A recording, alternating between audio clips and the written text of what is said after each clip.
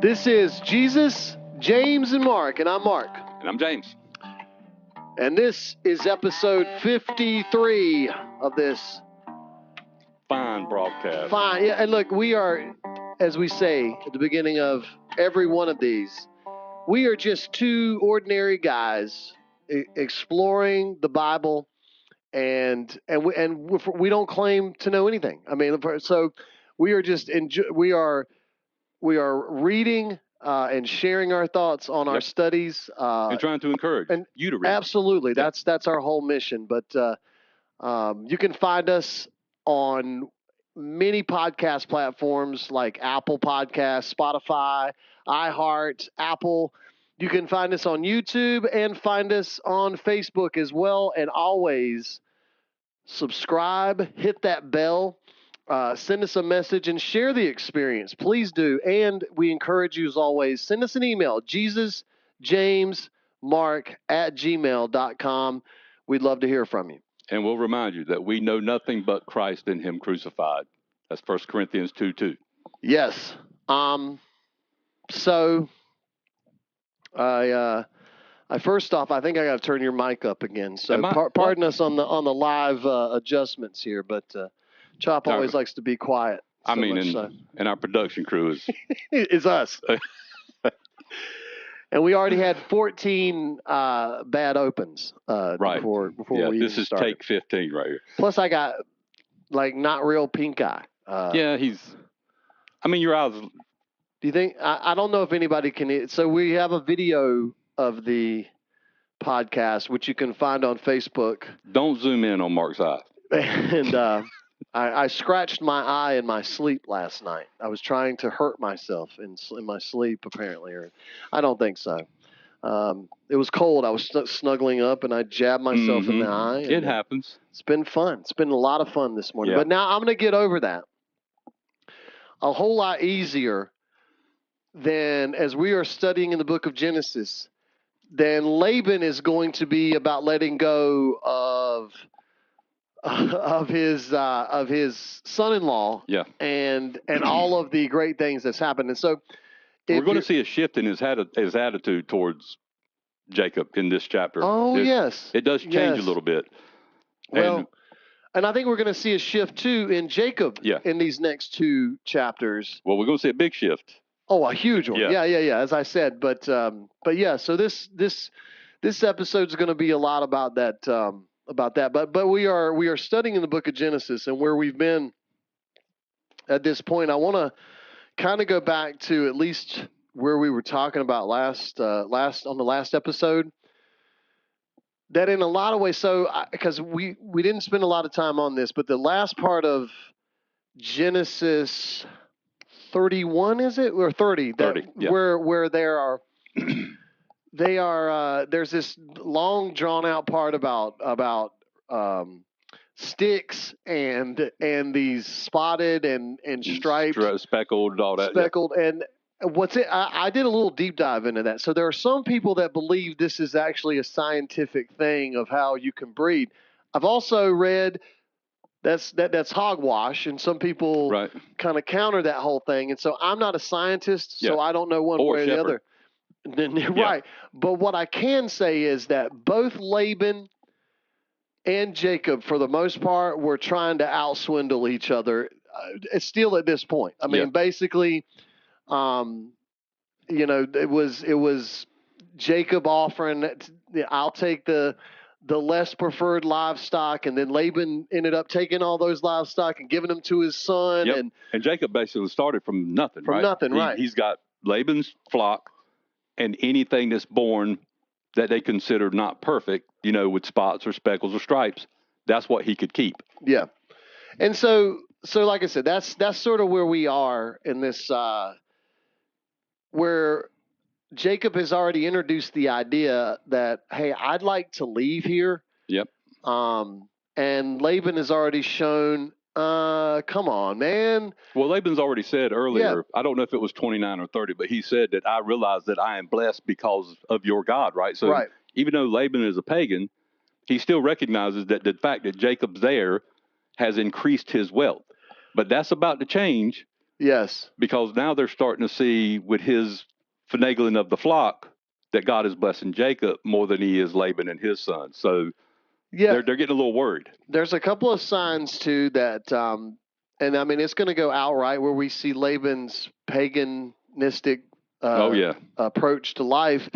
But there was already one part, I don't know how much we hit on. I think we hit on a little bit in the last chapter where we were talking about exactly what you were talking about, where he said, I have divinely seen or something. Right. Divination, yeah. Divination, which, like I said, when you read into that, means that he might have sought, mediums. A mystic or some sort of somebody who was saying, "Oh, no, you're being blessed by Jacob's God." So again, I think there's a couple of things that we didn't maybe hit on as much, but I just wanted to kind of bring those up before we got into the reading. It does kind of build the character of Laban, like the guy that we're getting ready. He's getting ready to lay out his full character right here when all this stuff happens. Yeah. All right. So we're going to go to 31 where Jacob's had enough. And so here we go. Genesis 31. We're reading from the New King James Version. Here we go. Verse 1. Now Jacob heard words of Laban's sons saying, Jacob has taken away all that was our father's, and from what was our father's he has acquired all this wealth. And Jacob saw the countenance of Laban, and indeed it was not favorable toward him as before. Then the Lord said to Jacob, return to the land of your fathers and your family, and I will be with you.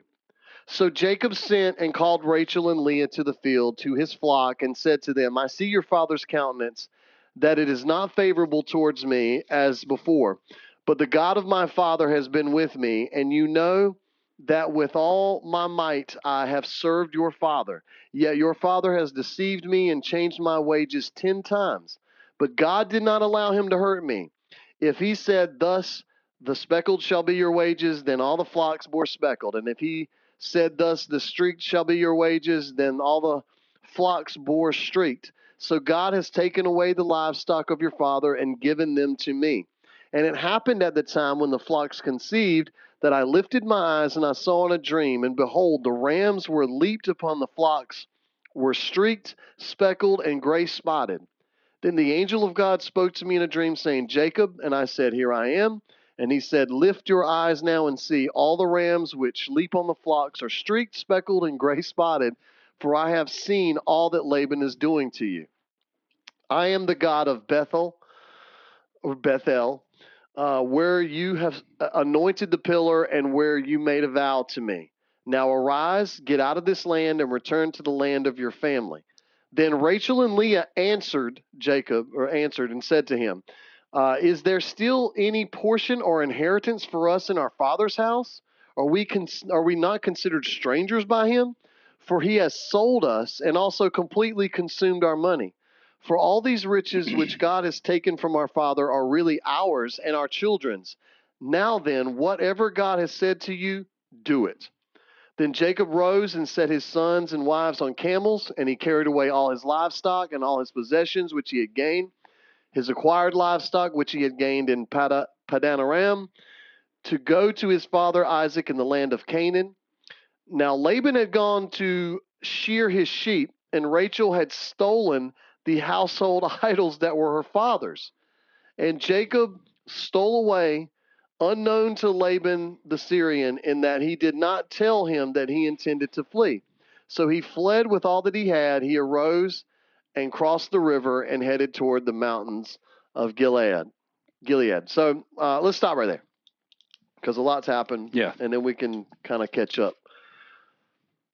So one is exactly what you were saying. Laban, since the conversation of I want to leave and right. they started divvying up these things, there's two things. One is that Jacob's seen that Laban's attitude toward him has completely changed. And he's hearing the words of his sons are starting to talk behind his back. All that kind of stuff is starting to happen. While at the same time, and this is where I want to really point out one of the really awesome things that's happening here, is that Jacob is realizing that no matter what, God keeps blessing him, and he's realizing where the source is from. It's not from his manipulation. Right. It's not from anything he did. He's not giving himself credit here. He's saying every time Laban changed the wages, right. God provided me with exactly what Laban was, because he saw what Laban was doing. And so they made the original agreement, and then Jacob says that he's changed it 10 times. So over the course of the next 6 years, which is the time where he paid his due for Rachel to when he leaves, is 6 more years, which makes a total of 20 years that he has served this man. Yes. And Laban keeps trying to deceive him, right? Yes. Like, okay, so everything's speckled, so now you can have the striped. And then everything starts being striped, but now you can have the spotted. And he just keeps doing this, and every time he does it, God blesses Jacob.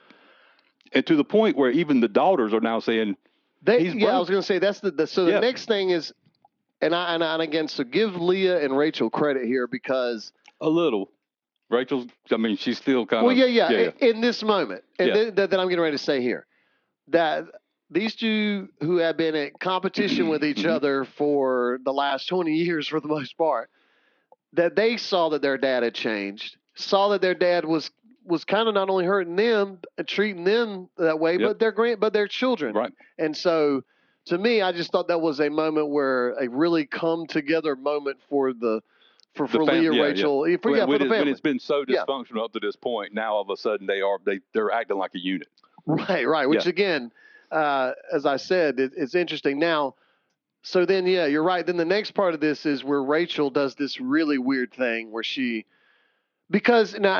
study I did on this was, and we're going to get to this in a minute. Mm-hmm. I don't want to give too much of the Laban thing away about what the future reading that we're going to do.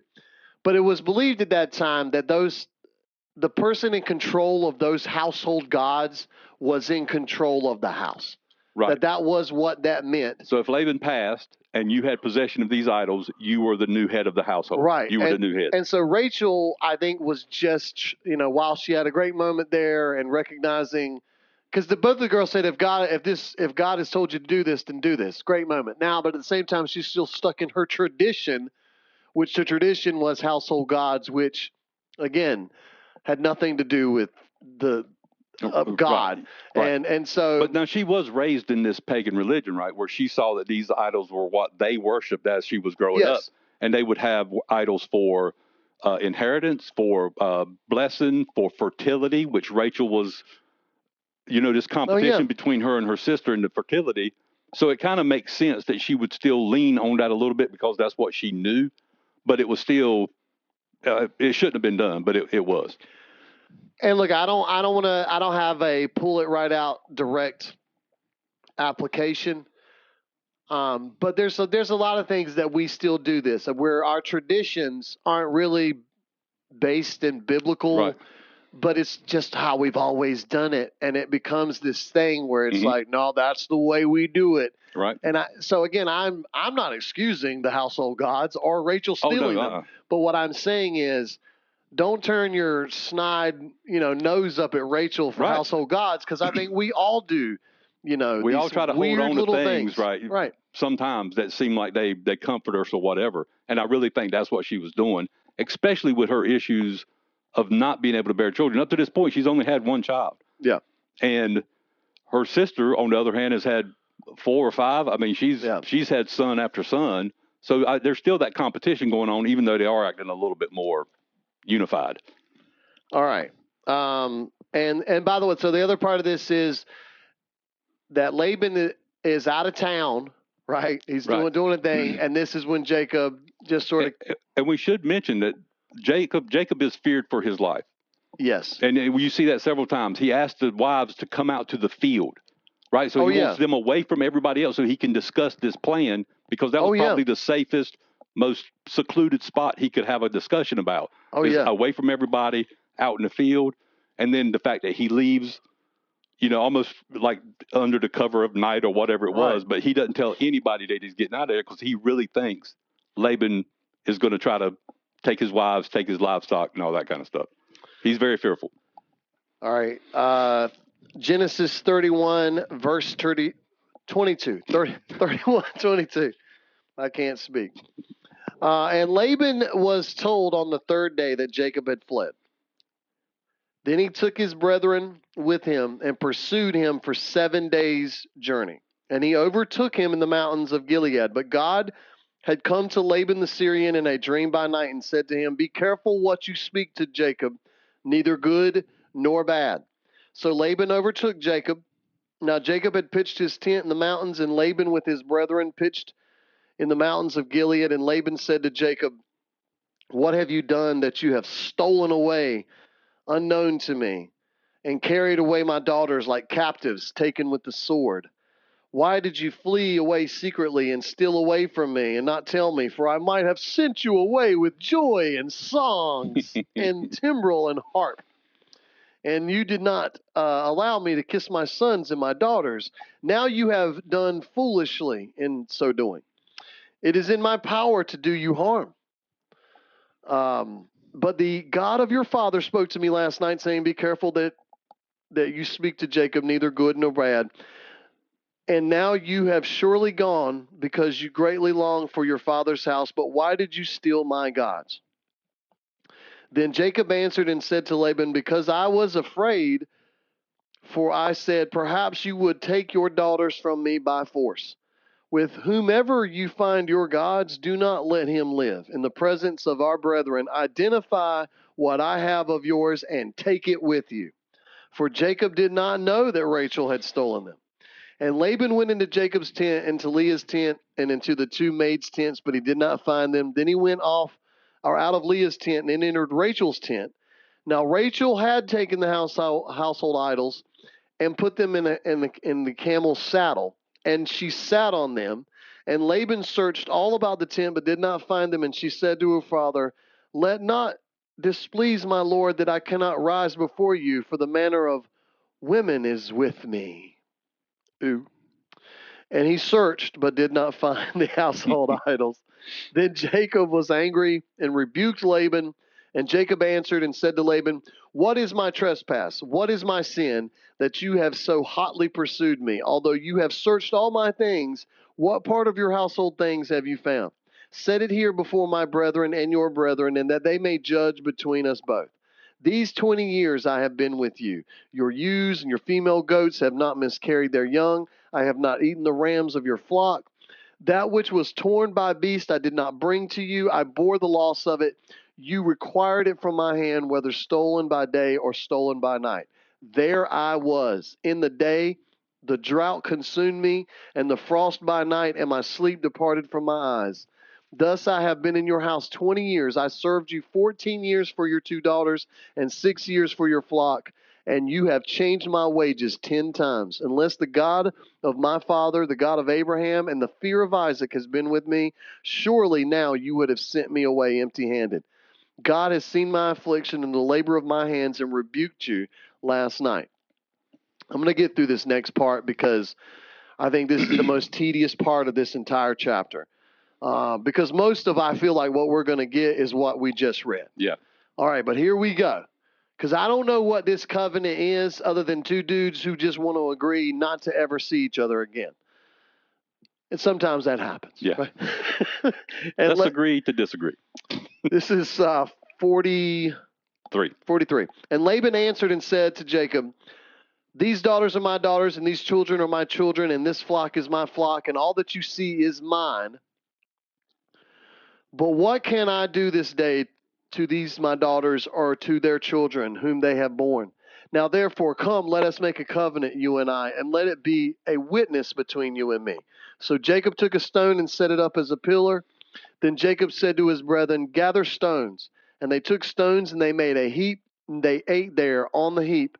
Laban called it Hagar Saduta. I actually worked on that yesterday, and I forgot entirely about it until it just popped in on the thing again. But Jacob called it Galid. And Laban said, "This heap is a witness between you and me this day.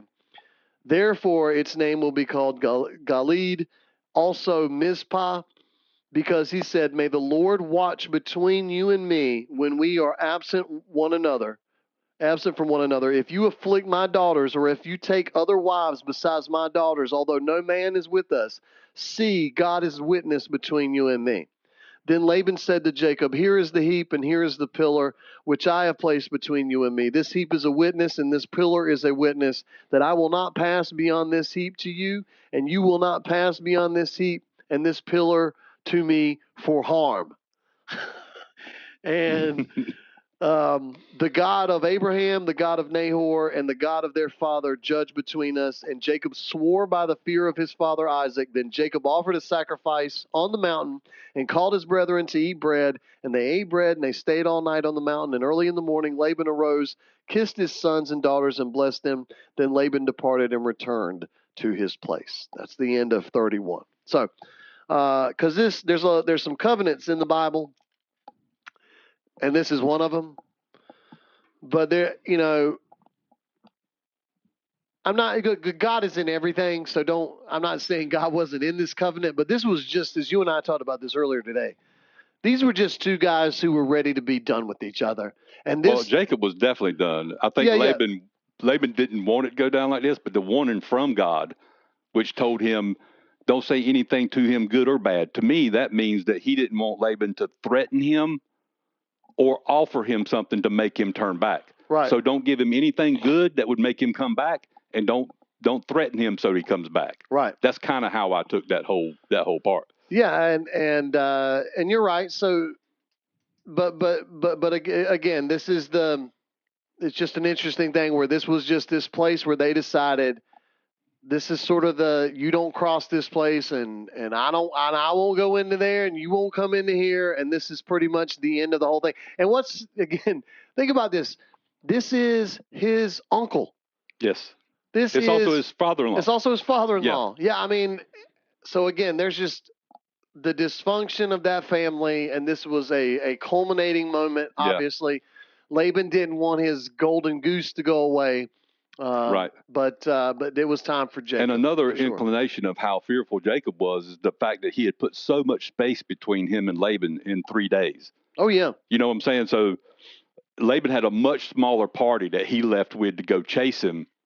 Jacob's got his whole family, his flock, his servants, everybody, and it took him 7 days to catch up with him. Jacob was on a mission to get as far away as he could, as quick as he could, which again shows how fearful he was that Laban was going to try to do something to keep him there or take his stuff. So when we get to the next chapter, all right, so let's get back into the reading. And I love Genesis 32 because I was talking about Jacob's spiritual growth, and we're going to really see this in chapter 32. So here we go. So Jacob went on his way, and the angels of God met him. When Jacob saw them, he said, This is God's camp. And he called the name of that place Manaham, which means 2 camps. 2 camps. That's right. Which leads you to think that this was a large group of angels, that they needed their own camp outside of Jacob's camp. Then Jacob sent messengers before him to Esau, his brother, in the land of Seir, the country of Edom. And he commanded them, saying, Speak thus to my lord Esau. Thus your servant Jacob says, I have dwelt with Laban and stayed there until now. I have oxen, donkeys, flocks, and male and female servants I have sent to tell my lord that I may find favor in your sight. Then the messengers returned to Jacob, saying, We came to your brother Esau, and he also is coming to meet you, and 400 men are with him. Thanks a lot. Now, Jacob's tension just went through the roof. Oh, yeah. Oh, yeah. It's he's pretty stressed. And so Jacob was greatly afraid and distressed. So he divided the people that were with him and the flocks and herds and camels into 2 companies. And he said, If Esau comes to one company and attacks it, then the other company which is left will escape. Then Jacob said, O God of my father Abraham and God of my father Isaac, the Lord who said to me, Return to your country and to your family, and I will deal with you. I will deal well with you.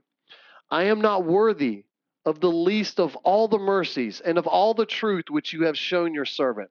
For I crossed over this Jordan with my staff, and now I have become 2 companies. Deliver me, I pray, from the hand of my brother, from the hand of Esau, for I fear him. lest he come and attack me and the mother with the children. For you said, I will surely treat you well and make your descendants as the sand of the sea, which cannot be numbered for multitude. So he lodged there that same night and took what came to his hand as a present for Esau his brother, 200 female goats, 20 male goats, 200 ewes, 20 rams, 30 milk camels with their colts, 40 cows and 10 bulls, 20 female donkeys and 10 foals. Sorry. Then he delivered them to the hand of his servants. Delivered them to the hand of his servants, every drove by itself, and said to the servants, pass over before me, and put some distance between successive droves. And he commanded the first one, saying, when Esau my brother meets you and asks you, saying, to whom do you belong, and where are you going, and who are these in front of you? Then you will say, they are your servant Jacob's. It is a present sent to my lord Esau, and behold, he also is behind us. So he commanded the second, the third, and all the following droves, saying, in this manner you will speak to Esau when you find him, and also say, behold, your servant Jacob is behind us. For he said, I will appease him with the present that goes before me, and afterward I will see his face. Perhaps he will accept me. So the present went on before him, but he himself lodged that night in the camp. All right, so we'll stop there for a minute, because there's a couple things that I'm really happy to see. One is that Jacob had a problem, and he decided to take it to the Lord. Didn't try to. I'm gonna now. He is trying to send presents, but I mean that is a humbling thing to say. Listen, I know the last time I saw my brother, he was ready to kill me. Yeah. I've got all these things now. Let me send these before, and again, maybe this will be a present to you, and maybe you'll have some mercy on me. What I see here is that Jacob, who has been the deceiver, right? He has been the one that has kind of gone a little underhanded to do some of the things he did.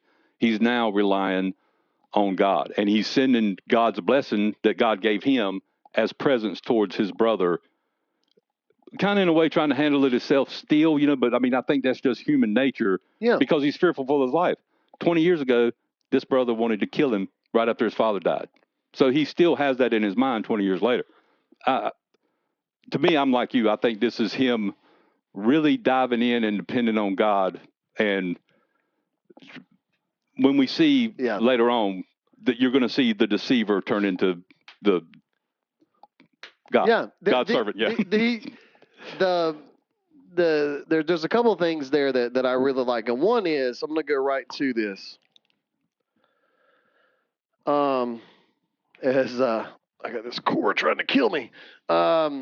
There's this one part when he's praying, and there's this part that really, the humbling part. It's, I'm not worthy of the least of all the mercies and of all the truth which you have shown your servant. That was really, him understanding, I don't even deserve all the stuff that you've done for me already. Yeah. And it was just a really good moment. And again, what's really fun, I guess, like I said, and being able to be so removed from it, is how interesting. When we know a lot of people know what's going to happen next. So what's interesting though is you think, well, why was he afraid? If God would just tell me, then I wouldn't be afraid. You think so? Because people say that kind of stuff. Like, if God would just tell me, then I'd know and I wouldn't be scared. Yeah. Jacob knew. God said, go back to your home. I got you. Everything's good. Your descendants are going to be like the sands in the sea. Which he says in this prayer. He's like, remember you said these things? He keeps reminding God. He's like, please remember that you said this. Which I think is funny. And I don't see any problem with that either. We should be able to depend at what God told us. We should, but like, you told me this is what you would do. Yes. And we have to believe that way. Yeah. And but as I think as I said, it's great for him to go to God and hey, listen, I'm throwing myself at sort of the mercy here of the situation. Yeah. And I think it's great to me to show how, even when we know things are going to be, even though things, it's like, well, God said I'm going to do it. It doesn't mean that it's going to take all of the fear away. Right. I mean, He had a promise from God, but that didn't stop him from being scared of Esau. It's the same reason why it didn't stop Rachel from taking them idols. Because it was just human nature. It was her Yes. trying to do things as a human, even though she knew God was with them. I mean, they had just told, we're humans. Yeah, we're humans. That's what we are. Yes, and all of our limitations. Flawed, very flawed. All right, here's the part as we go to 22. And he arose that night, Jacob, and took his 2 wives, his 2 female servants, and his 11 sons, and crossed over the ford of Jabbok. And, he took them, sent them over the brook, and sent over what he had. Then Jacob was left alone, and a man wrestled with him until the breaking day. Now, it depends on what your version of this is. There says the angel of the Lord. There's a lot of different interpretations, but it's a capital M, and again, it's one of those. So I'm gonna just go back to let's finish the thing, and then we can do our yeah. He's gonna identify himself. Then Jacob was left alone, and a man wrestled with him until the breaking of day. Now, when he saw that he did not prevail against him, he touched the socket of his hip. And the socket of Jacob's hip was out of joint as he wrestled with him. And he said, let me go, for the day breaks. Now, the he that did not see he would prevail was the man. Not yes, Jacob. Yes. Which I can't wait to get into this discussion. So, but he said, Jacob, I will not let you go unless you bless me. So he said to him, what is your name? He said, Jacob. Then he said, your name shall no longer be called Jacob, but Israel, for you have struggled with God and with men and have prevailed. Then Jacob asked, saying, tell me your name, I pray. And he said, why is it that you ask me about my name? And he blessed them there. So Jacob called the name of the place Peniel, for I have seen God face to face, and my life is preserved. Just as he crossed over the Peniel, the sun rose on him, and he limped on his hip. Therefore, to this day, the children of Israel do not eat the muscle of the shank, which is on the hip socket, because he, capital H, the socket of Jacob's hip in the muscle of that shank. So, okay. So this is one of the, and this is one of my favorite chapters in the Bible, because if you can't relate to this, I don't know how I can get you to relate to anything. And when it comes to these kind of, because and we'll get to the part of Esau and all that stuff, and he's that meeting's about to take place, but this moment where he's wrestling with God, the angel of the Lord. And there's a couple of things that people have always said. Well, one is, how did God not prevail over him? Because he says a man wrestled and see that he couldn't prevail. It's his will that we're talking about. Yeah. And it's our free will. Our will is strong enough to resist God, and God definitely knows that. That's why he wants you to love him, because it's on your own. He's not going to force you to love him. It's on you to be in love. And how many people haven't felt like they have wrestled with God, wrestled with their salvation, their decision to follow him. Or to not follow. Yeah, I'm not going to do that, or I'm going to do that. I feel like this is every person. And this was Jacob talking. I think this was the culmination of the sort of symbolism of how he's been a deceiver. He's done things his way. He's done things the wrong way. He's had bouts with not only himself tried to do it and his own character, way. but he's fought with other human beings. Like we just watched him and Laban have to, pack stones on each other and say, don't cross this stone anymore. So this was just this great moment. And so for everybody that says well, how can God not prevail? We're that much stronger. Well, let me just tell you, the other part of this is all God had to do was touch his hip. Yeah. And that thing was dislocated. And that, to me, that shows the power of God still being in control of the situation, even though our will is our will. I mean, our free will is up to us. The way we use prevail, like as in I will win, trust me, if God wanted to wrestle you and win, you're going down, and you're going down hard. And he shows that if it was a physical thing, all I got to do is pop this finger right there. Right. You're going to limp the rest of your life. So for people that think it was a wrestling match, I mean, yeah, it was, but it is more of a symbolic. It was symbolic of how we all struggle with that decision to follow or not to follow. And it shows that if your will wins towards God, it's going to turn you into a new person, right? You're going to become a brand new person. This is the best part of that. And we don't get a new name when we come over. I wish, I mean, I'm okay with it if God came down and gave you a new name or whatever different than the one your parents gave you. I mean, I'd immediately go by that name. But I love all of the stories where God has changed someone's name, and this is like this is the first one. This is so there's obviously Simon Peter's one of my all-time favorites, because Jesus literally gets to give him that name as he's crossing over, and he still gets to be both people. And I love how God shows he calls him Simon sometimes, and he calls him Peter sometimes. And it's so much like, hey, is this human you, or is this Jesus you? Is this old you? Yeah, is this the old guy, or is this the new Christian, the Paul Christ-like and Saul, guy? same thing. Paul and Saul, and now Jacob and Israel. Yeah. And I think too, when you go to Jacob, and I mentioned the character, the deceiver. Jacob means heel grabber, all these things. And in Israel means there's a couple different things. I know Prince is what a lot of people like to go with, but I think struggles with God is what. Struggles with God. And man, I think the thing that I like about it was that Jacob needed this new identity, and it is a very New Testament moment in the Old Testament to me. Because it was this him is Christ, right? It's him humbling himself before God, realizing I am nothing. Please, everything I have, I owe to you.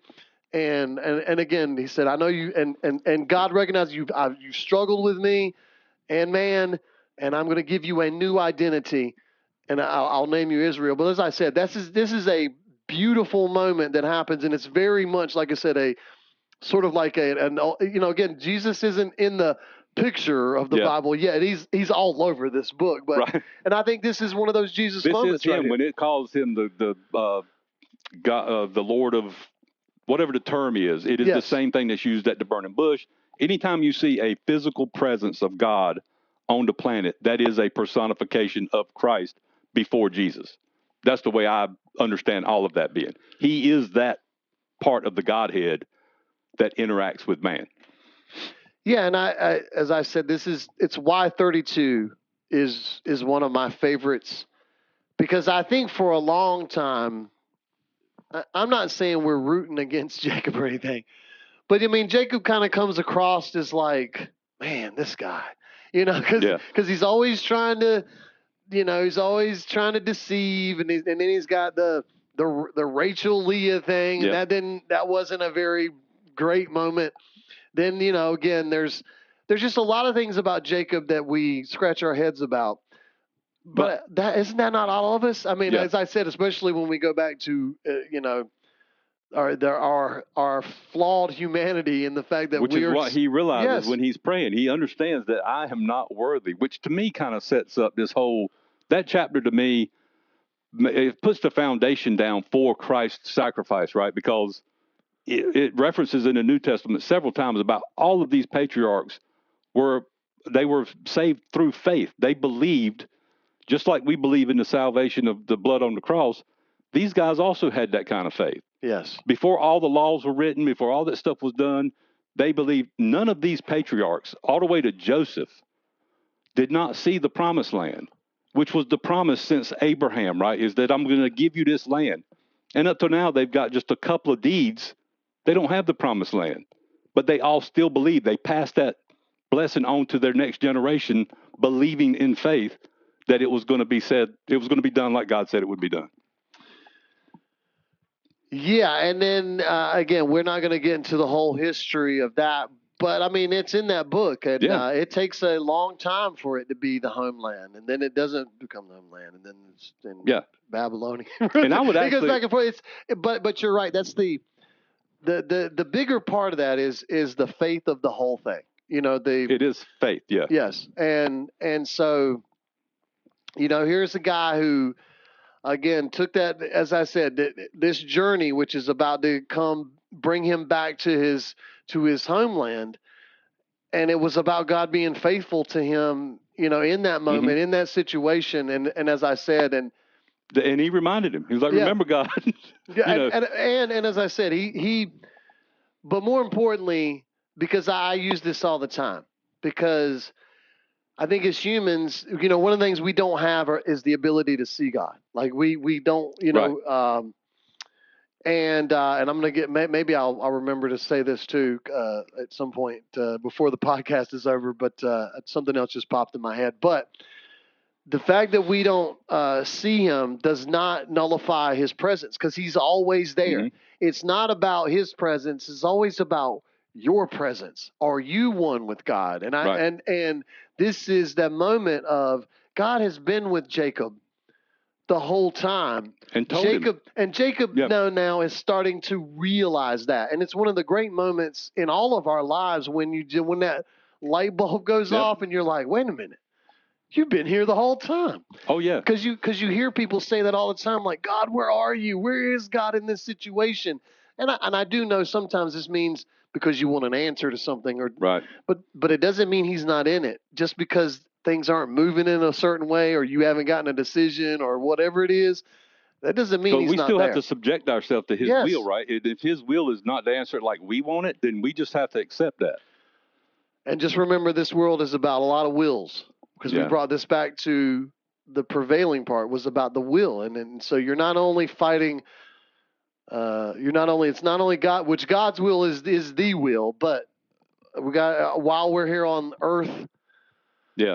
And there's a lot of people's will trying to be forced upon you all the time. And God's will, we have to understand, is going to always be what God's will is going to prevail every time. I mean, we've seen him already use what we would consider not so great things to work towards his will. And one more thing I wanted to say about this, I can actually see this transformation from Jacob and calling him Israel, not only on a personal level, but on the nation of Israel, right?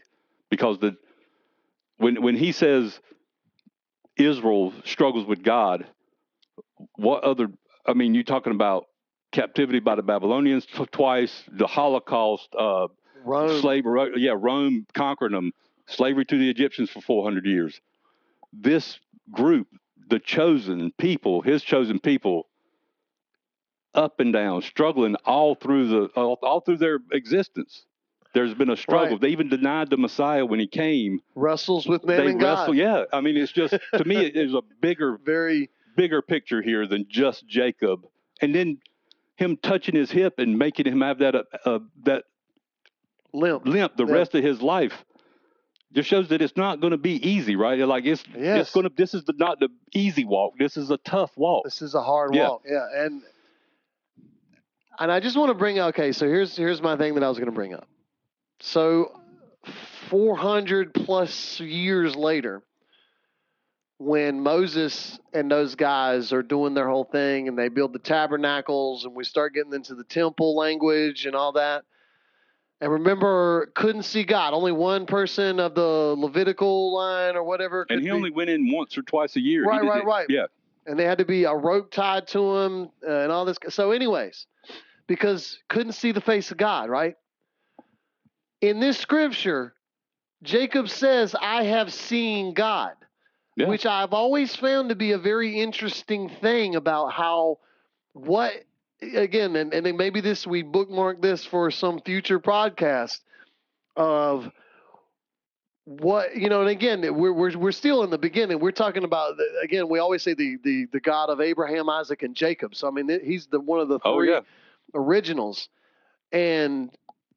And he's had these moments where he's seeing God and literally says, I've named this place because this is where I saw seeing God.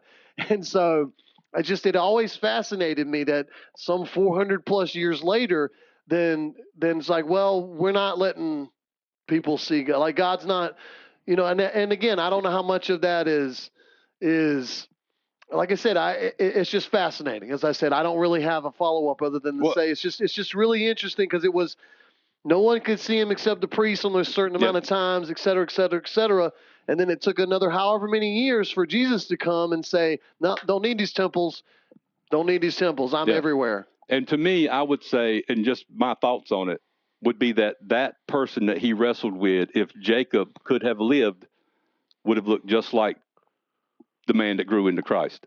I think so because too. Because to me, and it says in the Bible that we worship in spirit because God is spirit, right? So the Trinity, the three Godhead, all that, Jesus Christ is the physical manifestation of God, right? So when he's wrestling, this is not, they are actually physically touching one another. There is no, even though it is his will that he's wrestling against in the way it's trying to portray that, there's still, I mean, he touched his hip. I mean, there's a physical person there touching Jacob's hip.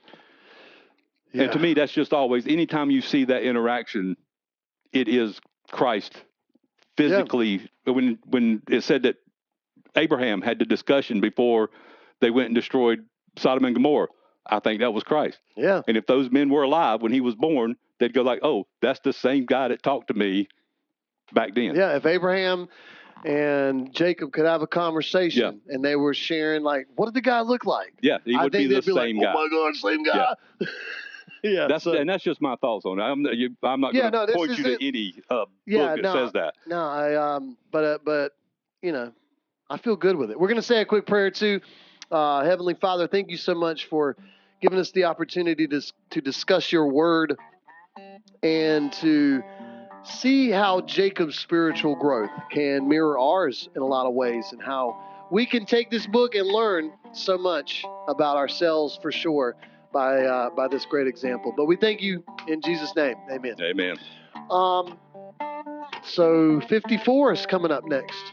I enjoyed that though. Jacob and Esau, the sequel, I think, next, right? Right. Well, have a good one. We'll see you next time. Goodbye.